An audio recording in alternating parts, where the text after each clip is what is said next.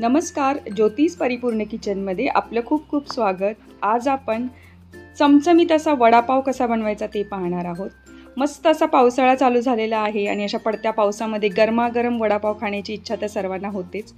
तर आपण असे मस्तपैकी गाड्यावर मिळतात तसे खमंग आणि चविष्ट चटपटीत असे वडापाव कसे बनवायचे ते पाहणार आहोत। नाव ऐकूनच तोंडाला पाणी सुटतंय ना, मग पटकन आपण कृतीला सुरुवात करूया। तर या ठिकाणी मी अर्धा किलो एवढे बटाटे घेतलेले आहेत। बटाटे छान मऊसूद उकडावेत म्हणून मी याला कट देऊन नंतर उकडून घेतलेला आहे। तर या प्रकारे आपले बटाटे उकडून झालेत। आता बाकीचं साहित्य पाहूया आपल्याला काय काय लागणार आहे। तर बटाटे वडे पहिल्यांदा आपल्याला बनवायचे आहेत। त्यासाठी हिरव्या मिरच्या घेतलेल्या आहेत, 8 ते 9 हिरव्या मिरच्या घ्यायच्या आहेत, लसूण 8 ते 10 पाकळ्या आणि 1 इंचभर आलं आपण कट करून घेतलेलं आहे। तर आता याच्यासोबत आपल्याला बाकी मसाले काय काय लागणार आहेत ते पाहूया। तर या ठिकाणी मीठ घेतलेलं आहे, भाजलेले जिरेची पूड, धने घेतलेले आहेत, जिरे मोहरी आपल्याला फोडणीसाठी लागणार आहेत आणि हिंग घ्यायचा आहे थोडासा। त्याचबरोबर आपल्याला कढीपत्तासुद्धा फोडणीसाठी घ्यायचा आहे। तर या साहित्याचं प्रमाण तुम्हाला डिस्क्रिप्शनमध्ये मिळेल, तिथे तुम्ही चेक करा। तर आता उकडलेले बटाटे पहिल्यांदा आपण याची सालं काढून घेणार आहोत। बटाटे उकडताना आतपर्यंत छान उकडले जावे यासाठी मी प्रत्येक बटाटा हा 2 पीसमध्ये कट करून घेतलेला आणि त्यानंतरच आपण कुकरला याला 4 शिट्ट्या करून घेतलेल्या आहेत आणि मऊसूद असा बटाटा उकडून घ्यायचा। बटाटा जेवढा छान उकडला जाईल तेवढाच तो भाजी करताना आपल्याला छान मॅश करता येतो। तर पहिल्यांदा आपण बटाटे मॅश करून घेऊया। अशा प्रकारे हाताने अगदी तुकडे करून घ्यायचे आहेत। जास्तही मोठे तुकडे राहणार नाहीत याची काळजी घ्यायची। तर या प्रकारे आपण संपूर्ण बटाटे हे मॅश करून घ्यायचे आहेत।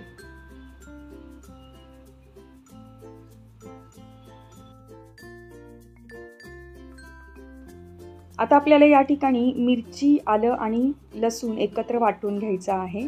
मिरच्या तुम्ही तुमच्या आवडीप्रमाणे कमी जास्त करा, जेवढं तिखट तुम्हाला भाजी आवडते तेवढ्या मिरच्या तुम्ही घालू शकता। या ठिकाणी मी थोडासा झणझणीत असा बटाटे वडा करणार आहे, त्यासाठी मी 8 ते 9 अशा तिखट मिरच्या घेतलेल्या आहेत। आता याला पाणी न घालता पहिल्यांदा वाटून घ्यायचं आहे। तर या प्रकारे आपलं वाटण तयार आहे। तर हेच आपल्याला भाजीसाठी आता वापरायचं आहे। आता भाजी फोडणी घालूया। त्यासाठी कढईमध्ये 3 ते 4 टेबलस्पून एवढं तेल घ्यायचं आहे। तेल तुम्ही कोणतंही वापरलं तरी चालेल।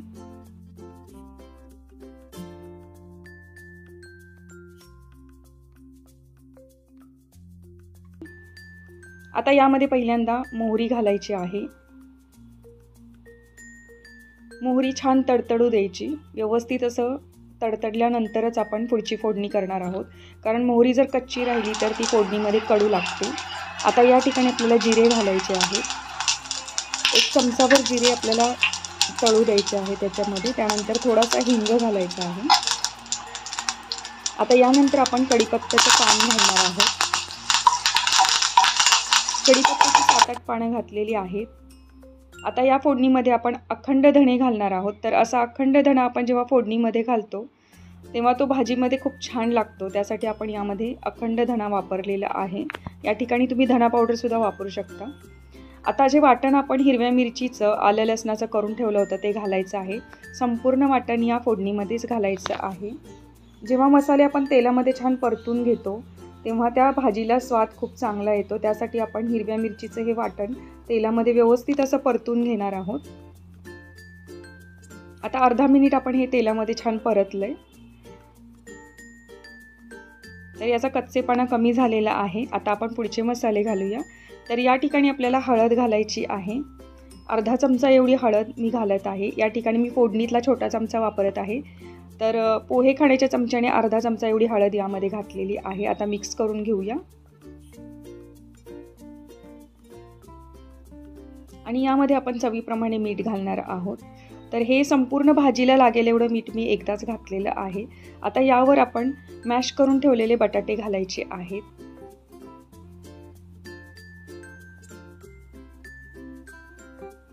आता बटाटे संपूर्ण फोडणीमध्ये व्यवस्थित मिक्स करून घ्यायचे। गॅस आपला लो करून ठेवायचा, म्हणजे आपल्याला मिक्सिंग करताना सोपं जातं।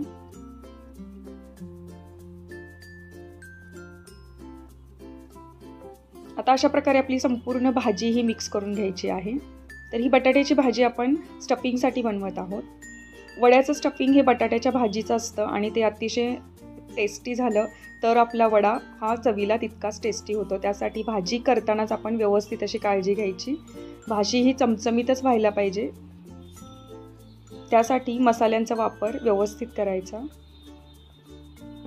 तर पहा, संपूर्ण बटाटा मिक्स झाल्यानंतर यावर आपण भाजलेले जिऱ्याची पूड घातलेली आहे.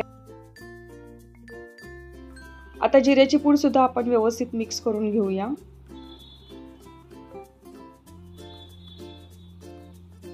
आणि यावर आपण चमचाभर साखर घालूया. साखर घातल्यामुळे भाजीची चव आणखी छान होते. आता साखर सुद्धा मिक्स करून घेऊया. आणि आता या भाजीवरती आपण झाकण ठेवणार आहोत आणि गॅस अगदी बारीक करून आपण याला एक वाफ आणणार आहोत, म्हणजे भाजी आपली तयार होईल. तर एक वाफ आणल्यानंतर आपली भाजी पहा व्यवस्थित अशी तयार झालेली आहे. आपल्याला ही भाजी पूर्णपणे थंड करून घ्यायची आहे. तर थंड करण्यासाठी एका प्लेटमध्ये मी ही संपूर्ण भाजी काढून ठेवणार आहे. तर भाजी काढण्यापूर्वी आपण थोडीशी कोथिंबीर यामध्ये घालूया आणि कोथिंबीरसुद्धा भाजीमध्ये व्यवस्थित मिक्स करून घेऊया.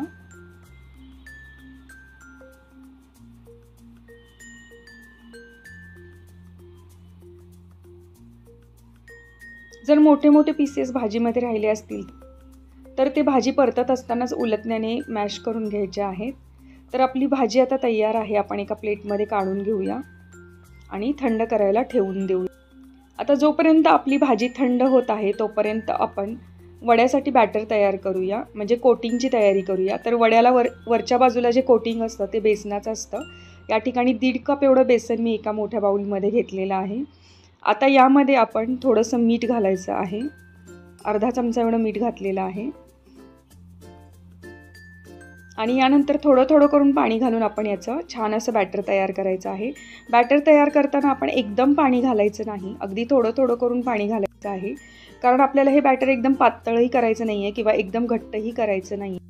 बॅटर बनवताना व्यवस्थित असं एकाच दिशेनं फिरवायचं, म्हणजे सर्व गाठी मोडल्या जातात. याची कन्सिस्टन्सी चेक करत करतच आपण बॅटर करायचं आहे. जास्त पातळ बॅटर झालं तर वड्याला कोटिंग हे पातळ होतं किंवा कोटिंग छान असं बसत नाही, भाजी बाहेर येते. आणि जास्त जर घट्ट असं पीठ झालं तर वड्याचं कोटिंग हे खूप जाड होतं आणि कधीकधी ते तळताना कच्चंसुद्धा लागू शकतं. तर त्यासाठी हे बॅटर तयार करताना व्यवस्थित असं कन्सिस्टन्सीचं तयार करायचं आहे. तर पाहू शकताय तुम्ही, या पद्धतीने एकाच दिशेनं आपण बॅटर एकसारखं फिरवत राहायचं आहे. या पद्धतीने बॅटर फिरवलं की पिठाला हलकेपणा येतो. तर तुम्ही पाहू शकता या पद्धतीचं आपल्याला बॅटर तयार करून घ्यायचं आहे.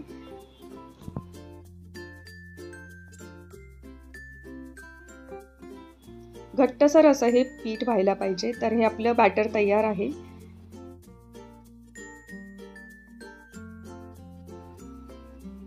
तर या ठिकाणी आपण पाव चमचा एवढा सोडा घातलेला आहे. सोडा घालणं ऑप्शनल आहे.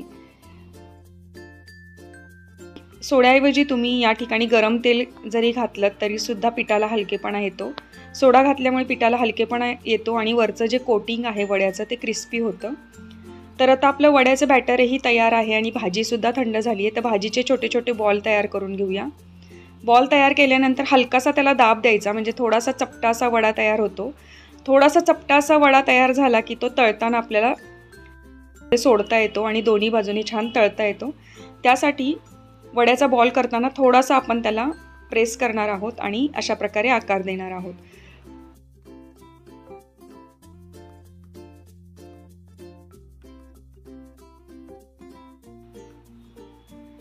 तर अशा प्रकारे आपण 10 ते 12 वड्यांचे असे बॉल तयार करून घेऊया, ज्याचे आपण बटाटे वडे तयार करणार आहोत.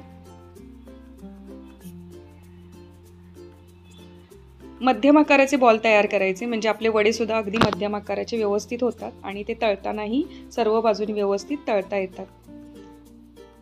तर आता तेल कितपत तापलंय आपण पाहूया.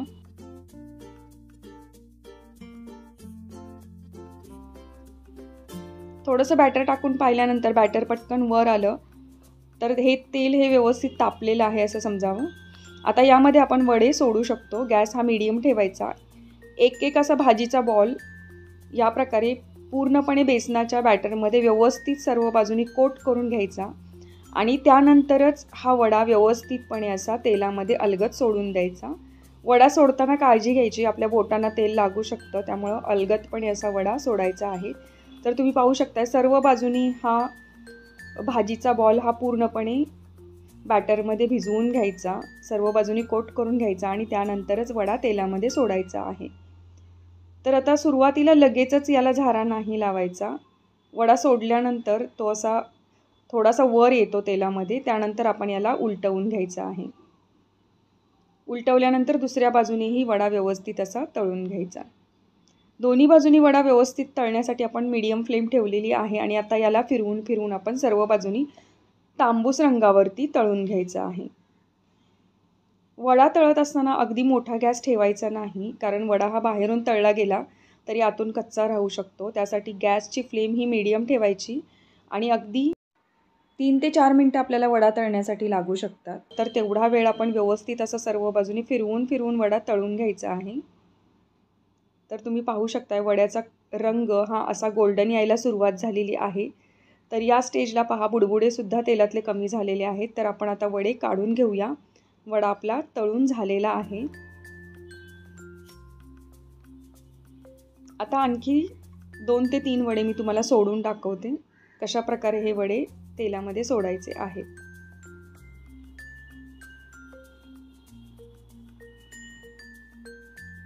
तर या प्रकारे भाजीचा बॉल हा पूर्णपणे बेसनाच्या बॅटरमध्ये व्यवस्थित कोट करून घ्यायचा आणि उरलेलं बॅटर हे पुसून घ्यायचं आणि त्यानंतर आपण हा अलगद वडा तेलामध्ये सोडून द्यायचा आहे. या पद्धतीने जर तुम्हाला हाताने वडा सोडता येत नसेल तर चमच्याने घेऊन सोडला तरीही चालेल.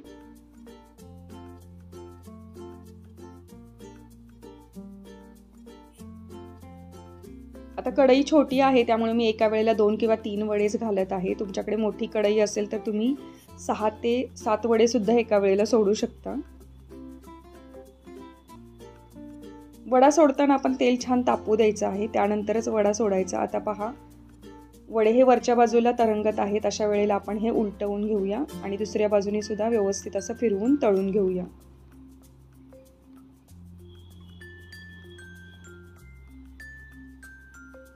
वडा तळत असताना अजिबात घाई करायची नाही, म्हणजे व्यवस्थित ते क्रिस्पी होतात आणि आतून कच्चे राहत नाहीत. तर पहा आपण बॉलला थोडा चपटा आकार दिल्यामुळे वड्याला आकार किती सुंदर आलेला आहे.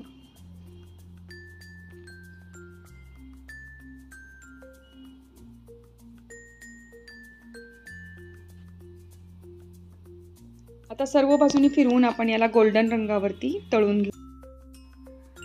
वडापाव हे आता फक्त आपलं महाराष्ट्रीयन फूड न राहता अख्खा देशामध्ये याला ओळखलं जातं. हे सर्वांच्याच आवडीचं असं स्ट्रीट फूड तर आहेच, पण हे पोटभरीचा सुद्धा एक नाश्ता आहे की जो सर्वांना खूप आवडतो. अगदी लहानांपासून वयस्कर लोकांपर्यंत सर्वांनाच बटाटे वडे आणि त्याबरोबर पाव खायला खूप आवडतो. वडापाव हे एक अल्टिमेट कॉम्बिनेशन आहे की जे आपल्या देशात सुद्धा चालतं आणि बाहेरच्या देशातल्या लोकांना सुद्धा हे खूप आवडतं. त्यामुळे बाहेरच्या देशातली लोकसुद्धा आता आवडीने वडापाव खायला लागलेले आहेत. हा वडापाव आता आपल्या भारतापुरता किंवा महाराष्ट्रापुरता सीमित न राहता अगदी जगभर प्रसिद्ध झालेलं असं स्ट्रीट फूड आहे. आता 2 ते 3 मिनिटं आपण याला असंच व्यवस्थित असं तळू द्यायचं आहे.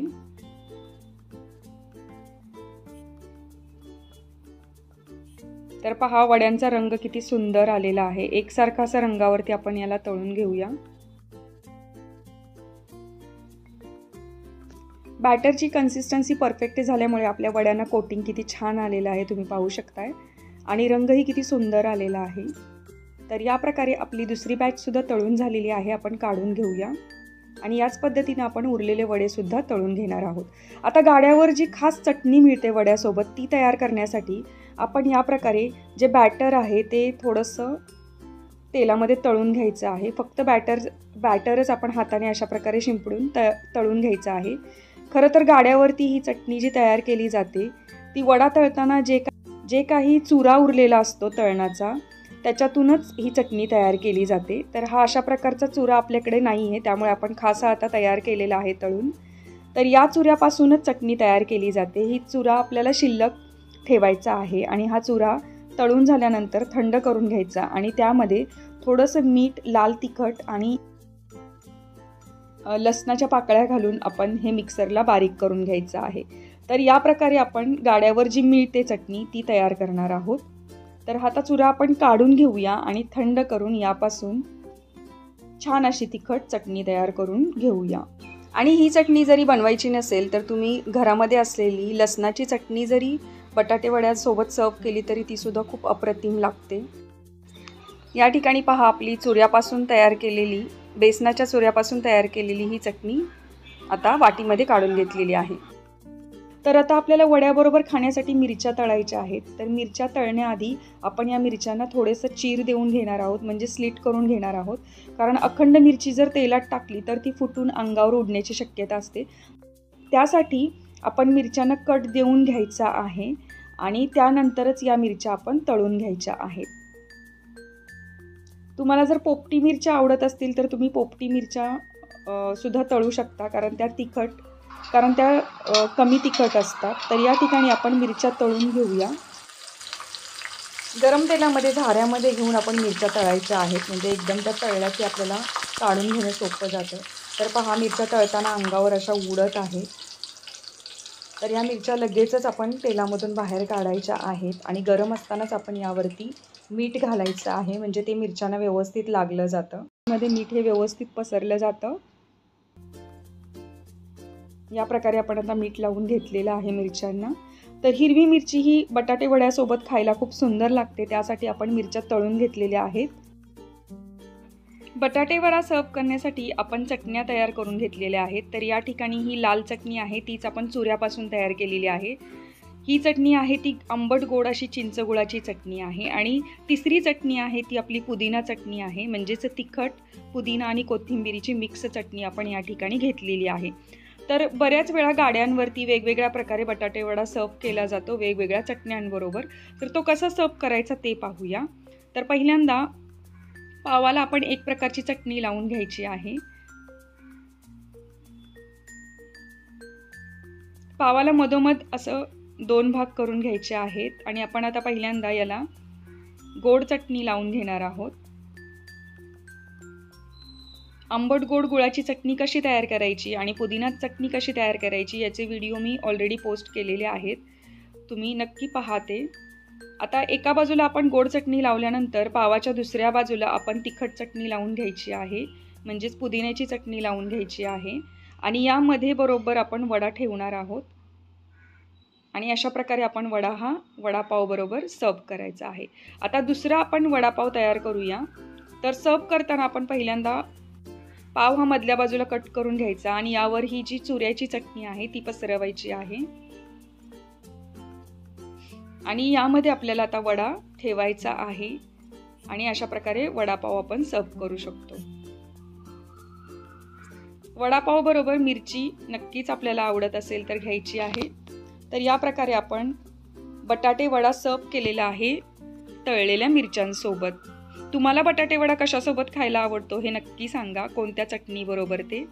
तर आता आपण पाहूया आपला बटाटे वडा कशा प्रकारे झालेला आहे. तुम्ही पाहू शकता बाहेरचं कोटिंग किती छान तयार झालेलं आहे आणि आतमधून वडा पूर्णपणे तळला गेलेला आहे. अशा प्रकारचा आपला बटाटे वडा छान असा तयार झालेला आहे. तर चमचमीत बटाटे वडा आणि पाव त्याबरोबर आपण सर्व केलेला आहे. तर असा मुंबईचं स्ट्रीट फूड असलेला वडापाव आज आपण बनवून पाहिला. तुम्हाला रेसिपी कशी वाटली, आवडली ना? आवडल्यास जरूर करून पहा आणि कमेंट करून मला सांगा. व्हिडिओ आवडल्यास लाईक करा, जास्तीत जास्त शेअर करा आणि चॅनलला सबस्क्राईब जरूर करा. तर भेटूया अशीच आपण चमचमीत आणि छान चविष्ट रेसिपी घेऊन पुढच्या व्हिडिओमध्ये. तोपर्यंत पाहत राहा ज्योतिष परिपूर्ण किचन.